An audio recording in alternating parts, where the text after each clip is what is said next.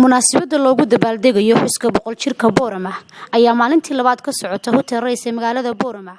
Munaasabadani oo shalay la daafuray muddo 3 cisho ah socon doonta ayaa maanta waxaanu booqanay hoolka ay munaasabadu ka socoto, waxaanan wareysi la yeelanay qaar ka mid ah guddiga qabanqaabada xuska boqol jirka Boorama iyagoo nooga warbixiyay habsami socodka xafladda lagu dabaaldegayo boqol jirka Boorama. asma saciid waxay kamid tahay guddiga qabanqaabada xafladda 100 sano iyo Boorama. asma waxaad iga warantaa siday ku qabsatay shalay bay bilaabantay oo daafurkeedu dhacay, maanta waa maalintii labaad bal siday ku soo dhamaatay.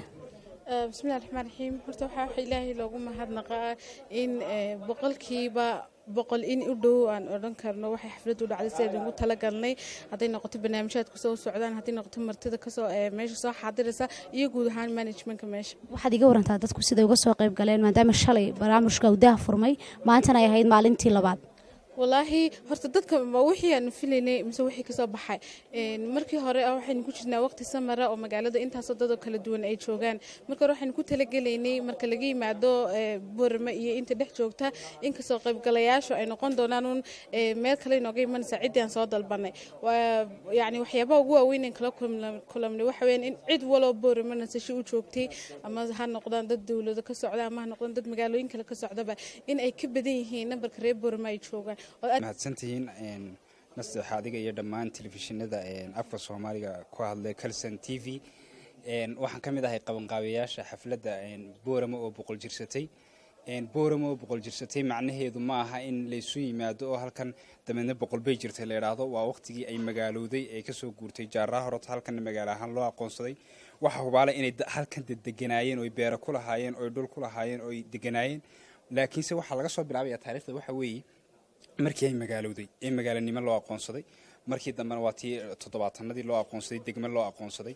ujeedada ka dambeysay waxa weeye inay dhalinyaro fara badan is arkaan, wada sheekaystaan, wax isweydiiyaan Boorama maxaa u qabsoomay, maxaa ka qaldamay, halkay u socotaa, maanta laga bilaabo maxay yahay heegsigeena boqolka sano ee soo socota.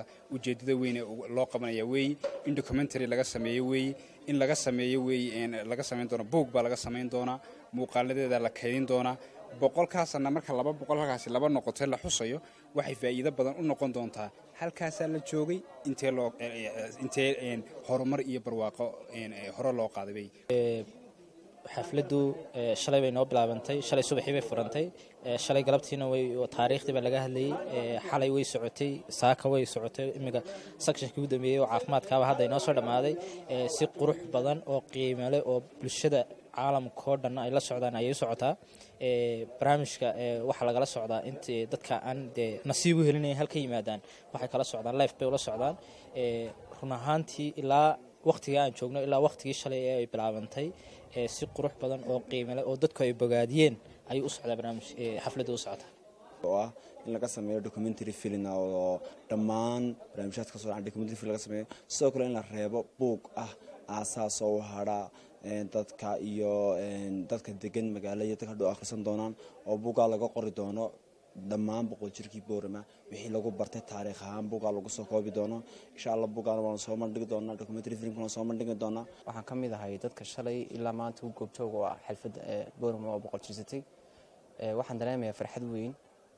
halkan waxaan uga mahadcelinayaa dhalinyartii soo abaabushay ee qabanqaabada gashay barnaamijkaas kuna soo koobtay hal qarni 3 cisho inay u soo qaadaan Boorama wax qabadkayga oo dhan. nasteexa yeedweyne Kalsan TV Boorama.